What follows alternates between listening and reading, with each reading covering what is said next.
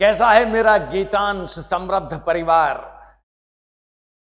मैंने कहा था ना, जब गीतांश की बात होगी तो निश्चित तौर पर क्वालिटी के साथ में कोई समझौता नहीं होगा। प्रतिभा से अचंभित हुए कि नहीं सर्वेश्वर की एग्जैक्ट वो बुल्सआई हिट किया उन्होंने। और गीतांश का यही तो एक प्रकल्प है जिसमें संकल्पना की गई थी कि मेरे साथ जितने भी युवा जुड़ेंगे मैं उन्हें भाषाई तौर पर निष्णात बना दूंगा, और छोटे से छोटा और बड़े से बड़ा कोई एग्जाम हो, एग्जाम तो बहुत छोटी चीज है। जो गीतांश परिवार के हिस्से हैं वो जानते हैं गीतांश शुद्धता से श्रेष्ठता की ओर और सर्वश्रेष्ठ बनना ही तो हमारे जीवन का लक्ष्य है। आज न जाने क्यों मुझे सुबह से हमारे शानदार क्रांतिकारी कवि वाहिद भाई की कुछ पंक्तियां दिमाग में लगातार घूम रही थी, और मुझे लगा कि गीतांश के प्लेटफॉर्म से बढ़िया राष्ट्रवाद की इस आवाज को बुलंद करने का और प्लेटफॉर्म क्या हो सकता है। वाहिद भाई, मैं कविता का आदमी नहीं हूं, मेरे पर ईश्वर ने इतनी कृपा नहीं की कि मैं कविता लिख सकूं, लेकिन मैं मुरीद हूं, आपका प्रशंसक हूं। मैं अपनी आवाज के माध्यम से मां भारती को आपके द्वारा लिखी हुई ये चंद लाइनें समर्पित करता हूं। वाहिद भाई ने क्या खूब लिखा है। कब तक बोझ संभाला जाए, द्वंद कहां तक पाला जाए, तू भी है राणा का वंशज, तू भी है राणा का वंशज, वेग जहां तक भाला जाए। दूध छीन बच्चों के मुख से क्यों नागों को पाला जाए, दोनों ओर लिखा हो भारत, सिक्का वही उछाला जाए। युद्ध कहां तक टाला जाए, तू भी है राणा का वंशज, वेग जहां तक भाला जाए। और यही भावनाएं इन युवाओं में होनी चाहिए, और हम सब मिलकर के देश में अपना सर्वश्रेष्ठ योगदान दें। ऐसी ही परिकल्पना के साथ में गीतांश के समृद्ध परिवार में हम सब यशस्वी रूप से अपनी सेवाएं दे रहे हैं। पिछले वीडियो में मैंने आपके साथ में एक चर्चा की थी, अगर आपको याद हो तो। ये पंक्तियां वाहिद भाई को समर्पित थी। मुझे नहीं पता वाहिद भाई मैं आपके शब्दों के साथ न्याय कर सका कि नहीं कर सका, लेकिन एक इस मुरीद के नजरिए को स्वीकार करके मुझे मेहरबान करिएगा। हम लोग चर्चाएं कर रहे थे अंग्रेजी की। इंग्लिश में हम देख रहे थे कि हम प्रेजेंट इंडेफिनिट टेंस के साथ में एस और ईएस लगाते हैं, राइट ना। We always say he goes and it can never be he go. If ever you do that, your sentence would stand grammatically absolutely incorrect. पिछली क्लास के बाद में मैंने आपसे प्रॉमिस किया था कि ये क्या कॉन्सेप्ट है मैं आपको सिखाऊंगा। इस पूरे कॉन्सेप्ट के मूल में अगर आप बात को समझना चाहें तो कॉन्सेप्ट खत्म करके मैं फाइनल आपको आपके तरीके से समझा दूंगा। लेकिन ये सारी की सारी व्यवस्थाएं जो होती हैं, ये होती हैं सब्जेक्टिव मूड जिसे कहते हैं। ग्रामर का एक ऐसा टॉपिक है जिसको बच्चे अलग अलग हिस्सों में, टुकड़ों में कहीं ना कहीं से पढ़ते रहते हैं, लेकिन मैं कोशिश करूंगा कि सब्जेक्टिव मूड के जो कंडीशनल वाले पार्ट है वो तो बच्चे रख लेते हैं, लेकिन ये पार्ट मैंने महसूस किया कि अक्सर बच्चों का इग्नोरेंट रहता है। इसी पर बात करते हैं। देखिए, सब्जेक्टिव मूड में आपको कुछ एडजेक्टिव्स चाहिएंगे। उन एडजेक्टिव्स के बाद में आप हमेशा वर्ब की, जिसे हम बेस वर्ब कहते हैं या base form of the verb कहते हैं, या कुछ ग्रामर की किताबें इसे बेयर इन्फिनेटिव भी कहती हैं।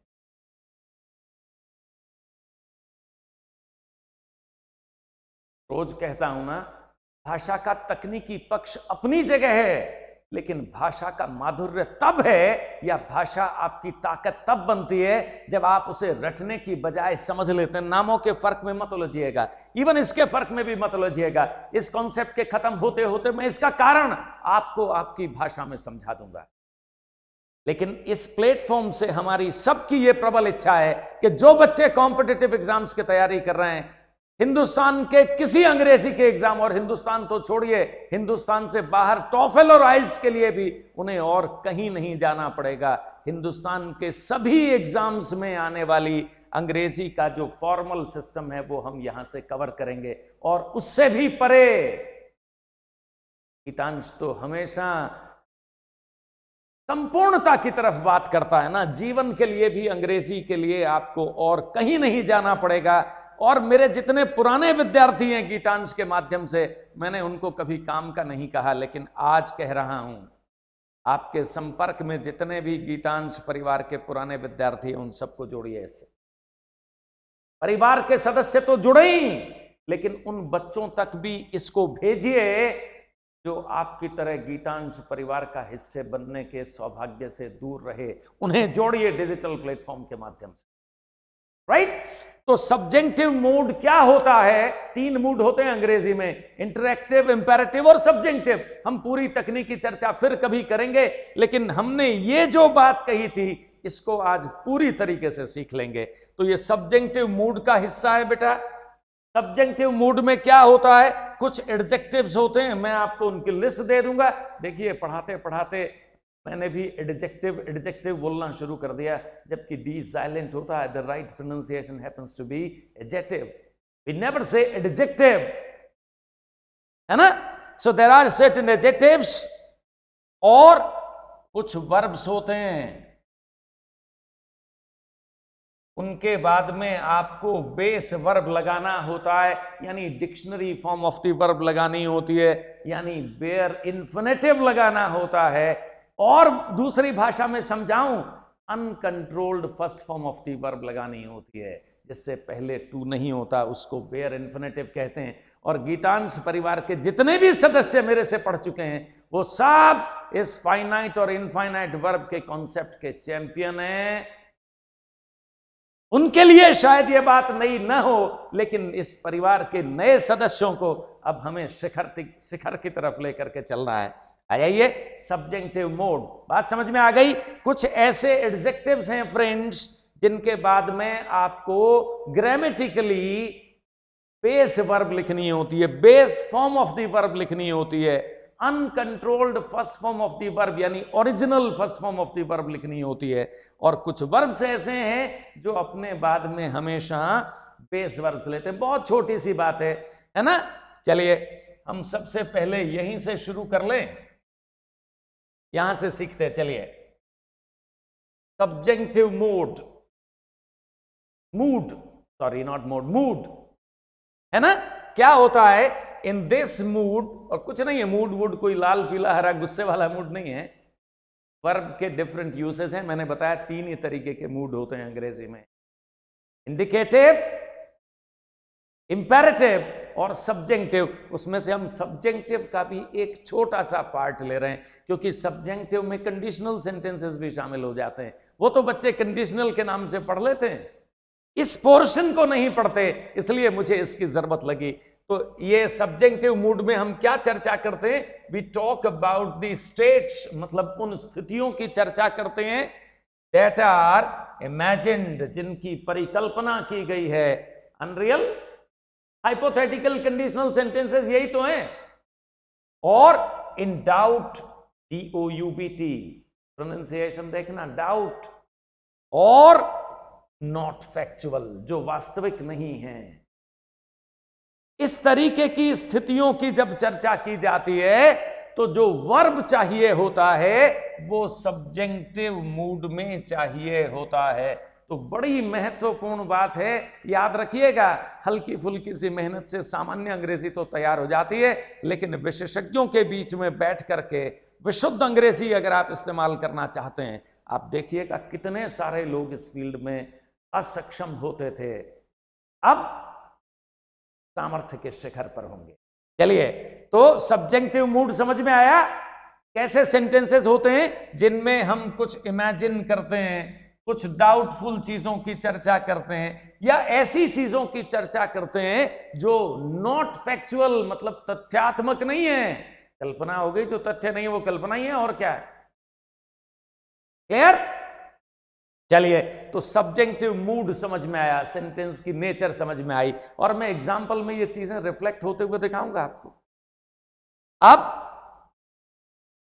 ये है लिस्ट उन एडजेक्टिव्स की जिनके बाद में आपको हमेशा bare infinitive, base verb, dictionary form of the verb, uncontrolled first form, कुछ भी कह दीजिए यार, नाम एक ही है। क्या है? Advisable.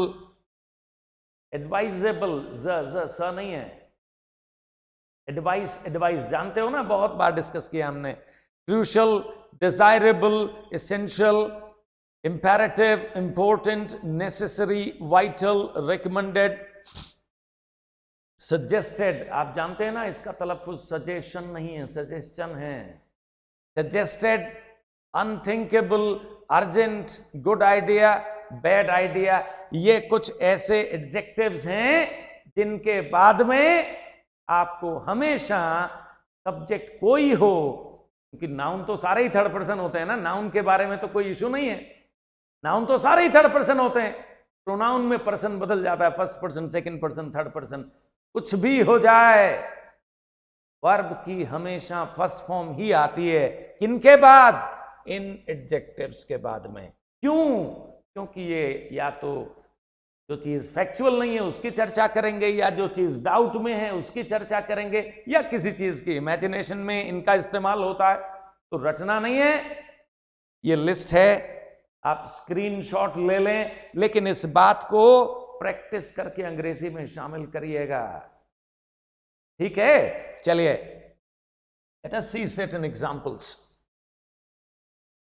It's necessary that he see a doctor। गौर से देखना फ्रेंड्स, नेसेसरी एडजेक्टिव आया कि नहीं, उस लिस्ट में था कि नहीं नेसेसरी, कहां गया नेसेसरी?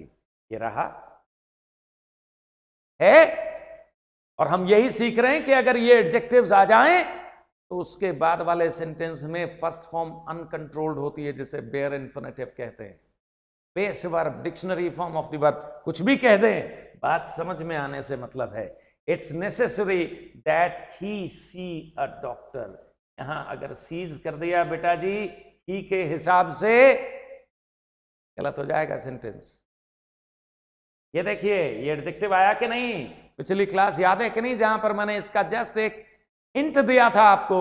नेसेसरी आ गया ना, इट्स नेसेसरी दैट, कंजंक्शन आ गया। फॉर्मल इंग्लिश का सबसे बड़ा सबूत है ये हटते ही इनफॉर्मल अंग्रेजी बन जाती है, और जब इनफॉर्मल अंग्रेजी बन जाती है तो ग्रामर के नियमों की धज्जियां उड़ जाती है। और अधिकांश लोगों के साथ में परेशानी यह है कि उन्हें पता ही नहीं फॉर्मल और इनफॉर्मल का डिफरेंस क्या है। वो इनफॉर्मल में फॉर्मल और फॉर्मल में इनफॉर्मल की घालमेल कुछ इस तरीके से करते हैं, दे गेट कंफ्यूज्ड। बेहतरीन टीचर से पढ़िए, उन लोगों से पढ़िए जिनके पास में ज्ञान समग्रता से है। 2-4 किताब पढ़ लेने से ज्ञान नहीं आता, ध्यान रखना। राइट, सो दैट आ गया ना, जीता जागता उदाहरण है फॉर्मल अंग्रेजी का। यही इनफॉर्मल अंग्रेजी होती तो दैट ओमिट हो जाता है यहां से, और दैट ओमिट हो जाता है तो फिर ग्रामर का ये नियम लगाने की कोई आवश्यकता भी नहीं पड़ती। इसलिए हम सुनते कुछ हैं, किताब में पढ़ते कुछ हैं, we tend to get confused. अब वो समग्रता सब सीखेंगे, फॉर्मल इनफॉर्मल, एग्जाम ले ले, बुलवा ले, समझा ले, कहीं करवा ले हमारे विद्यार्थियों से। हमारा विद्यार्थी अब जीवन में कहीं पर नहीं पिछड़ेगा। Here it is, it's necessary that he see a doctor. He के बाद में सी आया कि नहीं बेटा? इट्स इंपॉर्टेंट, उस लिस्ट में इंपॉर्टेंट भी था कि नहीं? Where it is, here it is, important है कि नहीं? It's important that she visit the office. Visits नहीं, शी के साथ में विजिट्स मत कर देना, इधर इंपॉर्टेंट आया है, दैट लगा है। ये फॉर्मल अंग्रेजी है और कॉम्पिटिटिव एग्जाम्स के लिहाज से डेफिनेटली पूछे जाने वाली चीजें हैं। जिनको रटना है वो रट भी सकते हैं, उसमें कोई आपत्ति नहीं है। लेकिन मैं तो एक शिक्षक हूं, मैं आप में वो समग्रता देखना चाहता हूं जो दुनिया को मंत्र मुग्ध कर दे। और इसके लिए हम गीतांश के प्लेटफॉर्म से सब लोग जोरदार मेहनत करने को तैयार हैं। अब आपका स्वागत है, आइए ना। It was recommended that he purchase. बड़ी अजीब सी बात है बेटा जी, पास्ट टेंस है वॉज, और वो सीक्वेंस ऑफ टेंस का आधा अधूरा ज्ञान। अगर किसी सेंटेंस का पहला वर्ब पास्ट टेंस में आ जाए तो उसके बाद में पास्ट लगेगा, यहां नहीं लगेगा। यहां नहीं लगेगा, उस स्टैब्लिश्ड बिलीफ के अगेंस्ट बात है, इसलिए ज्यादा इंपॉर्टेंट है। और अच्छे स्तर के कॉम्पिटिटिव एग्जाम, विशेष रूप से जो बच्चे एसएससी को बहुत अच्छा मानते हैं, एनडीए को बहुत अच्छा मानते हैं, सीडीएस को बहुत अच्छा मानते हैं, बैंक के एग्जाम्स को बहुत अच्छा मानते हैं, टॉफल और आइल्स को बहुत अच्छा मानते हैं, that is the kind of English that they are looking, and this is the kind of English that they are going to ask you your examination. So make sure you understand it's not all about going through the things, having that bird's eye view. It was recommended that he purchase. गौर से देखना, इधर past है, purchase नहीं हुआ है। और आपको याद है ना, रिकमेंडेड हमारे पास में एडजेक्टिव था। Remember, it was desirable that everybody pay on the spot. Everybody pay was desirable है, पास्ट है, लेकिन वहां पास्ट मत कर देना। that everybody pay ही होगा, ही परचेज ही होगा। स्क्रीनशॉट लीजिए, एक बार पढ़ते ही समझ में नहीं आए तो छोड़िए मत, किसी के नहीं आता एक बार पढ़ते ही समझ में। यह व्याकरण है, अभ्यास से आएगी, लंबा अभ्यास चाहिए, टाइम एंड अगेन करिए अभ्यास, लेकिन देखना वहां पर चाहते हैं आपको जहां आपको जीवन में कहीं निराशा हाथ न लगे। जब भी कहीं आप अपने आप को कैरी करें, you carry yourself with a ट्रेमेंडस dignity. और ये ज्ञान से संभव है, याद रखना। और जब मैं ज्ञान की बात करता हूं तो मैं सिर्फ अंग्रेजी का मुरीद नहीं हूं, मैं हिंदी में भी उतना ही कंफर्टेबल और स्ट्रांग हूं। भले ही मुझे हिंदी की व्याकरण बहुत अच्छी ना आती हो, लेकिन भाषाई दक्षता में आपको भी वहां पर लेकर के आऊंगा मैं। अच्छा एक बात बताओ, इस टॉपिक को खत्म करने के बाद में मुझे हिंदी से याद आया, हमारी जो टेक्निकल टीम है उसने गीतांश की एक यात्रा शुरू की है, और उस गीतांश की यशस्वी यात्रा के साथ आपको लेकर के चलेंगे। उसमें जो कमेंट्री लिखी हुई थी उसमें अंतरराष्ट्रीय शब्द था, वो पढ़ते ही मुझे लगा कि मैं बच्चों से जरूर बात करूंगा। सवाल सिर्फ अंग्रेजी का नहीं है, मैं बहुत सारे लोगों को देखता हूं जो अंग्रेजी मीडियम के स्टूडेंट हैं, हिंदी देख करके कंधे उचकाते हैं। मैं मारवाड़ी हूं, ये गौरव है मेरे लिए। हिंदी मेरी मातृभाषा है, मेरा सिरमौर है। अगर मेरी अंग्रेजी कमजोर हो इसमें कोई शर्म की बात नहीं, विदेशी भाषा है, ये मेरी जरूरत है। लेकिन मेरी हिंदी कमजोर हो ये मेरे लिए शर्म की बात है, अंग्रेजी कमजोर हो ये चिंता का विषय हो सकता है, मेरा रोजगार प्रभावित हो सकता है। लेकिन अगर मेरी हिंदी कमजोर है ये मेरे लिए शर्म की बात है। और मेरी मातृबोली भी राजस्थानी, अगर मैं राजस्थानी में कंफर्टेबल नहीं हूं तो ये मेरे लिए डूब मरने की बात है। इसलिए हम समग्रता पर काम करेंगे। मैं आता हूं, इसके बाद में उस कमेंट्री में से एक शब्द निकालता हूं, and I'll have a discussion with you on that। और चाहता हूं कि मेरा विद्यार्थी भी, be it हिंदी और English, that doesn't make any difference, you should be strong when it comes to any language। So it was desirable that everybody pay on the spot। everybody pay हुआ है बेटा जी, pays नहीं हुआ, ठीक है ना। तो ये वो एडजेक्टिव्स थे जिनके बाद में हमेशा अनकंट्रोल्ड वर्ब लगती है। स्क्रीनशॉट आपने लिया होगा, 2-4 बार पढ़ने पर आप इसके साथ में कंफर्टेबल होंगे। लेकिन भीड़ से अलग, हम भीड़ का हिस्सा नहीं बन सकते। हम क्वालिटी के आधार पर भीड़ से बहुत आगे खड़े होंगे, और वहां लेकर के चलना मेरी नैतिक जिम्मेदारी है, और लाऊंगा। राइट, इन एडजेक्टिव्स के आधार पर हमने ये एग्जाम्पल्स देखे, और हर एग्जाम्पल में आपने देखा मैंने जानबूझ करके हर जगह पर थर्ड पर्सन सिंगुलर सब्जेक्ट लगाया। वो एस और ईएस की शैकल्स तोड़ना चाहता था मैं।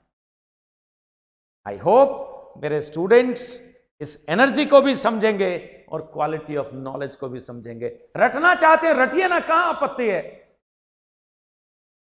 लेकिन मजा तो तब है जब आप कहीं अपना व्याख्यान दें और लोग मंत्र मुग्ध हो। ज्ञान के माध्यम से शिखर तक ले जाने की इस यात्रा का नाम है गीतांश। चलिए अब उन वर्ब्स को देख लेते हैं, वो तो एडजेक्टिव्स थे, उन्हीं के वर्ब्स होंगे, उसी सेंस को कम्युनिकेट करने वाले होंगे। उधर एडवाइजेबल था तो इधर एडवाइज हो जाएगा। आप जानते हो ना, ये डिफरेंस भी जानते हो ना बेटा, एस ई और सी में डिफरेंस जानते हो ना। इसका तलफ्फुज है ज नहीं है, ज के नीचे नुक्ता है, ज और ज में डिफरेंस है, और इसका तलफ्फुज है स। एडवाइस, एडवाइज ये वर्ब है बेटा जी, ये नाउन है। ये तो गीतांश परिवार का हर व्यक्ति जानता है। वो कितने सालों से मैं बच्चों के साथ में काम कर रहा हूं, सबके साथ में मैंने डिस्कस किया। Command, demand, desire, insist, recommend, request, suggest, ask, order, propose, ये वो वर्ब हैं। कौन से वर्ब्स? जिनके बाद में सब्जेक्टिव मूड का वर्ब आएगा, यानी first form of the verb आएगी uncontrolled, bare infinitive. Mood would कुछ नहीं है, वर्ब है। Is that very clear? Understand? इसका भी स्क्रीनशॉट ले लीजिए। इन वर्ब्स के बाद में भी uncontrolled first form of the verb आएगी। चलिए, let us see the example. The doctor advised him that he take, advised है बेटा जी, past tense है। that भी लगा हुआ है। आधे अधूरे ज्ञान और रटने वाले ज्ञान के आधार पर मैं ये मिथक ही तो तोड़ना चाहता हूं कि ज्ञान के बिना तरक्की के शिखर पर पहुंचना संभव नहीं, और अगर किसी जुगाड़ से पहुंच गए तो टिके नहीं रह पाओगे। लंबे समय तक अगर सफलता के शिखर पर पहुंचना है, ज्ञान के अलावा दूसरा कोई रास्ता अख्तियार जीवन में कभी मत करना। ईमानदारी और सच्चाई से बड़ा आभूषण इंसान के लिए दूसरा कोई हो नहीं सकता, और ज्ञान उसका पर्याय है। देखिए, the doctor advised him that he take, he के बाद में टेक, पास्ट टेंस है, टेक लगा है। आपको याद है ना, ये वर्ब है, इससे पहले वाले एडजेक्टिव्स थे। तो वर्ब के बाद में bare infinitive. The boss insisted that she finish. मैंने थोड़ा सा क्रिएटिव बना दिया, दो वर्ब लगा दिए, वो तीन हो जाते तो क्या हो जाता। मैंने थोड़ा सा सेंटेंस बड़ा बना दिया, बच्चों के स्तर से थोड़ा सा आगे ले आया।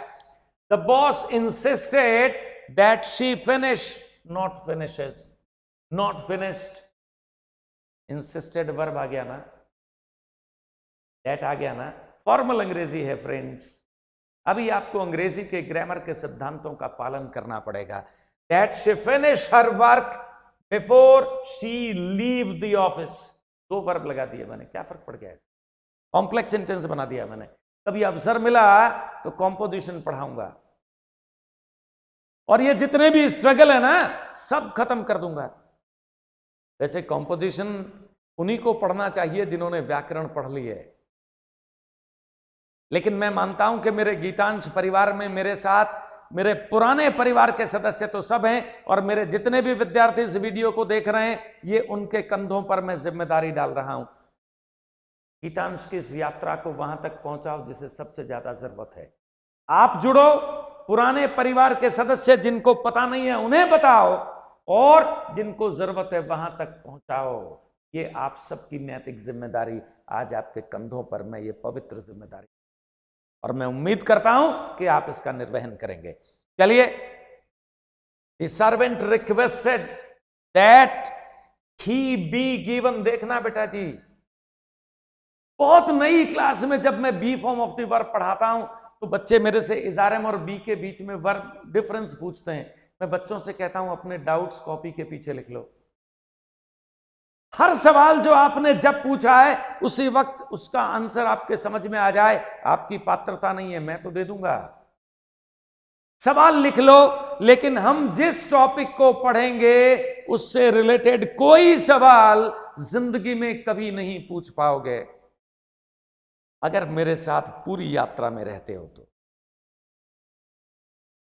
He be given his money before it be overdue। दो सेंटेंसेस बनाए मैंने, अगेन कॉम्प्लेक्स सेंटेंस का फॉर्मेशन रखा और बताया दोनों जगह पर ओरिजिनल बी लगा है। The servant requested that he be given his money before it be over due. ये वर्ब्स थे फ्रेंड्स, एडवाइज्ड, इंसिस्टेड, रिक्वेस्टेड। आप इनमें से एग्जाम्पल्स बनाए अपने। जब तक आप खुद अपने हाथ से नोट्स नहीं बनाओगे, अपने एग्जाम्पल्स नहीं बनाओगे, ये जो सूचना है, ये जो इंफॉर्मेशन है, ये नॉलेज में कन्वर्ट नहीं होगी। और अगर नॉलेज में कन्वर्ट नहीं हुई तो इंप्लीमेंट नहीं कर पाओगे। जानते हो बुद्धि में और प्रज्ञा में फर्क जानते हो? बुद्धि में और प्रज्ञा में, प्रज्ञा का समानार्थी है विवेक। बुद्धि और प्रज्ञा एक नहीं है, माफ करना। मेधा अलग है, किसी चीज को जानना यह बुद्धि है। किसी चीज को जानना, बुद्धि का जब स्तर बढ़ जाता है तो मेधा हो जाता है। और हम अक्सर गलत बोलते हैं, मेधावी बोलते हैं। मेधावी नहीं, मेधावी होता है। और उस बुद्धि का प्रयोग कैसे करना है, सही क्या है, गलत क्या है, इसका निर्णय करने की क्षमता प्रज्ञा कहलाती है, जिसे विवेक कहते हैं। बुद्धि सब में होती है, प्रज्ञा सिर्फ उसी के पास में होती है जिस पर ईश्वर मेहरबान होता है। और प्रज्ञा विहीन इंसान बुद्धि का प्रयोग भी नहीं कर पाता, अपने विनाश का कारण बनता है। और एक वजह से नहीं, अपने लिए अपने विनाश की सैकड़ों कारणों को पैदा कर लेता है।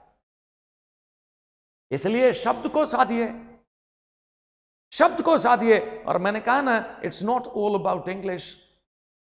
I need that multi-dimensional personality of my students. Look at this. In verbs के अपने सेंटेंसेस बनाइए, तब कहीं जाकर के वो जो जानकारी है वो ज्ञान में कन्वर्ट होगी, और तब आप उसे इंप्लीमेंट कर पाएंगे। इंप्लीमेंटेशन विवेक का विषय है, याद रखिए। चलिए, इज दैट वेरी क्लियर? आगे देखें। ये एग्जाम्पल्स देखे थे। अभी एक बहुत इंपॉर्टेंट बात इसके बारे में बता देता हूं। क्या इंपॉर्टेंट बात है? सब्जेक्टिव मोड का नॉर्मल सर्कमस्टेंसेस में इवन ब्रिटिशर्स भी नेगेटिव पैटर्न यूज नहीं करते। That's very rare. It's not that it is impossible, but it is rarely seen. आप जानते हैं ना, जो अंग्रेजी शेक्सपियर के दौर में चलती थी, आज नहीं चलती है। 14th सेंचुरी से यहां तक कितनी यात्रा की है अंग्रेजी ने। आपको क्या लगता है वो 14th सेंचुरी वाली अंग्रेजी चलती रहेगी? कंटेम्पररी अंग्रेजी है। और जो लगातार विद्या के संपर्क में नहीं है, जो रोज पढ़ता नहीं है, एक दिन फेल हो जाएगा, बासी हो जाएगा। मैं भी विद्यार्थी हूं आपसे अगली क्लास का, बस आप में और मेरे में इतना फर्क है। तो a negative subjective construction is rare even in formal English को मैंने अंडरलाइन कर रखा है। अंग्रेज भी सामान्यतः इसको अवॉइड करते हैं। ऐसा नहीं है कि ये प्रचलन में ही नहीं है, बट अगर आप इस्तेमाल करोगे तो बहुत अजीब से लगोगे, है ना। देखिए, it is important that she not be late. तो ठीक है, ये ग्रामर की कोई गलती नहीं है। She not be late. लेकिन जो फॉर्मल अंग्रेजी के एक्सपर्ट्स हैं वो कहते हैं यार negative pattern is not that much common, it is quite rare. तो क्या करें? Use any direct antonym. बात कहने का तरीका बदलें। मेरे साथ आप जुड़ जाइए, फिर मैं formal English, informal English, contemporary अंग्रेजी, एक बात में ग्रामर की गलतियों को स्वीकार करने की सीमा तक की हुई ग्रामर की गलतियां, एक बात को 100, 200, 500 तरीकों से कहना सिखाऊंगा।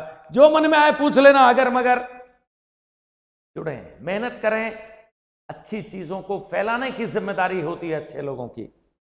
It is important that she be punctual. मैंने क्या किया, लेट का एंटोनिमस पंक्चुअल यूज कर लिया।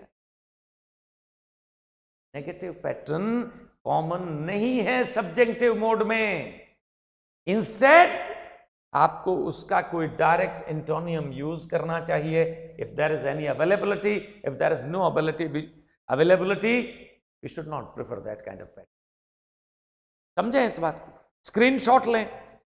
और यही वो चीजें हैं जो आपको दूसरों से बेहतर बनाएगी। याद रखना, जितना दुनिया जानती है उतना अगर आप भी जानते हो तो दूसरों से अलग कैसे हुए, बताइए। Make sure everything becomes absolutely lucid for you. चलिए आगे चलते हैं। एक और बड़ी इंपॉर्टेंट बात है, ध्यान रखिएगा। ऑल्टरनेटिव्स।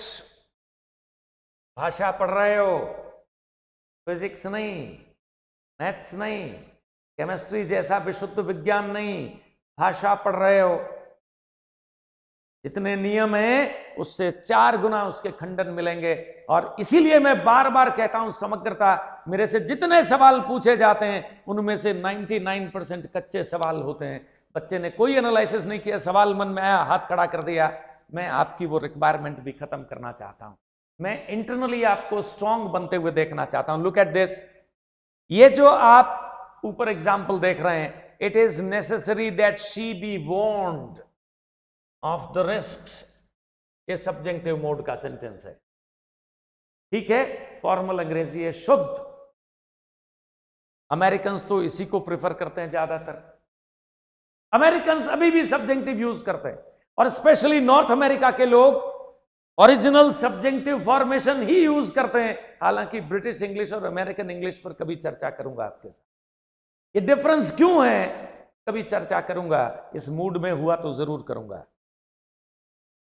ब्रिटिशर्स सब्जेक्टिव को इस्तेमाल करने की बजाय इसका सेंस देने वाला मॉडल इस्तेमाल कर लेते हैं। ये ऑल्टरनेटिव यूज है, इनफॉर्मल इंग्लिश है, जहां आप चाहें तो ये भी कह सकते हैं, it is necessary that she should be warned of the risks. It is necessary that she should be warned of the risk. ये सब्जेक्टिव है, ये उसका ऑल्टरनेटिव है, राइट। और स्पेशली बोलचाल की भाषा में, इनफॉर्मल कम्युनिकेशन में इस दैट को ओमिट कर दिया जाता है। और दैट ओमिट हो गया, उसके बाद में एग्जैक्ट टेंस का इस्तेमाल करके भी इस्तेमाल करते हैं। ये प्योर इनफॉर्मल लैंग्वेज है जो कि स्पोकन में प्रेफर की जाती है। जो बच्चे एग्जाम के लिहाज से तैयारी कर रहे हैं वो इसको पढ़ें। जो ठीक ठाक स्तर पर तैयारी कर रहे हैं वो दोनों को पढ़ें। और जिन्हें बहुत अच्छी अंग्रेजी बोलनी है वो तीनों को पढ़ें। ये प्योर करेक्ट फॉर्मल इंग्लिश है। ये इनफॉर्मल इंग्लिश,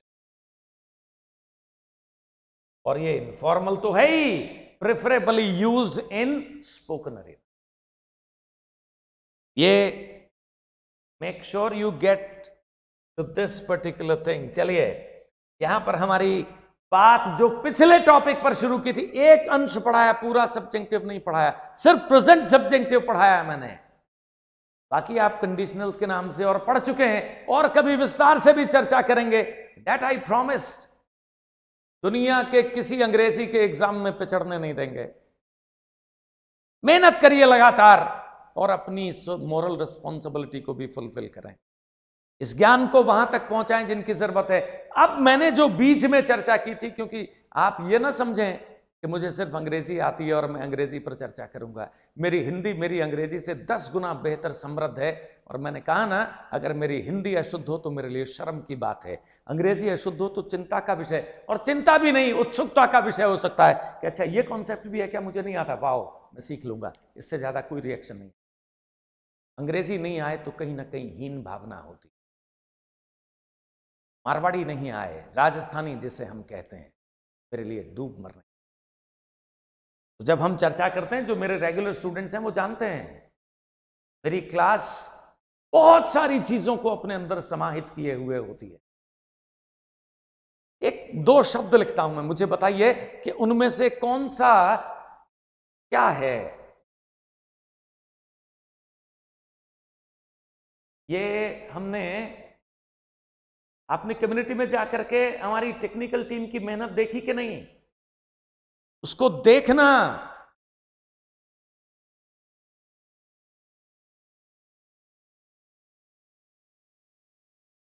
वहां पर मेरे लिए लिखा है किशोर सर एक राष्ट्रीय अंतर्राष्ट्रीय उद्घोषक हैं। मैं राजस्थानी के लिए भारत सरकार द्वारा स्थापित आकाशवाणी का ट्राइड एंड टेस्टेड राजस्थानी का उद्घोषक भी रहा हूं। इसलिए ये मेरे लिए गर्व की बात है। इस शब्द को देखना, ये छोटा सा डिफरेंस है।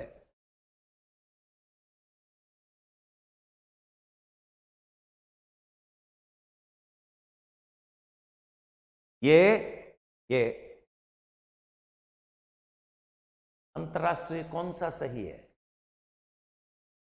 पहले वाला या दूसरे वाला? तो र नहीं है। और अगर इन दोनों में आप डिफरेंस देखना चाहें तो ये डिफरेंस है।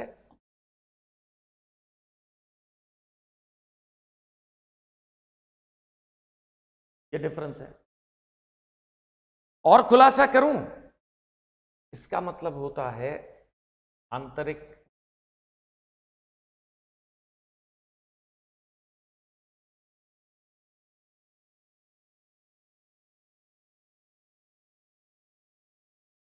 और वो जो लिखा है जिसमें हलंत नहीं लगा हुआ, उसके लिए अगर आप देखें तो बाहर या भिन्न।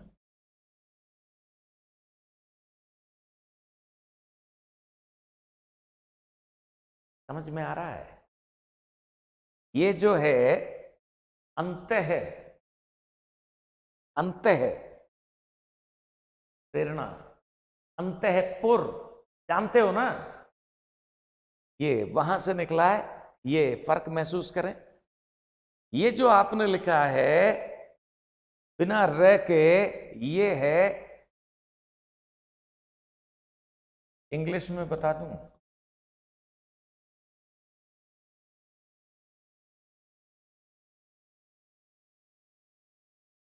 हैं? और लिख दूं,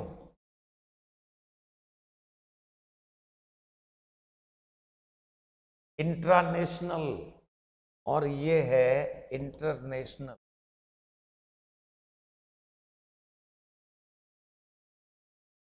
ये है राष्ट्र के अंदर अंदर, देश के अंदर अंदर, इंट्रानेशनल, इंटरनेशनल, देश के अंदर अंदर। और यह है एक देश और दूसरे देश के बीच में, अंतरराष्ट्रीय, between India and Pakistan, international relations. Right ना? क्या खूबसूरती है भाषा की।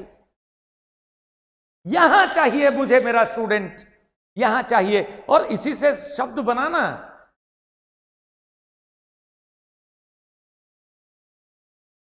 जब आप कहते हैं, आपका तो बचपन नहीं बीता लेकिन हमारा बचपन बीता है, हम अंतर्देशीय पत्र लिखा करते थे।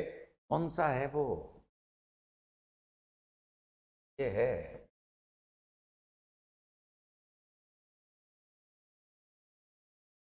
अंतर्देशीय पत्र। एक नीले से रंग का पत्र, फिर कभी हरे रंग का पत्र हुआ करता था। और ये जो है ना, ये है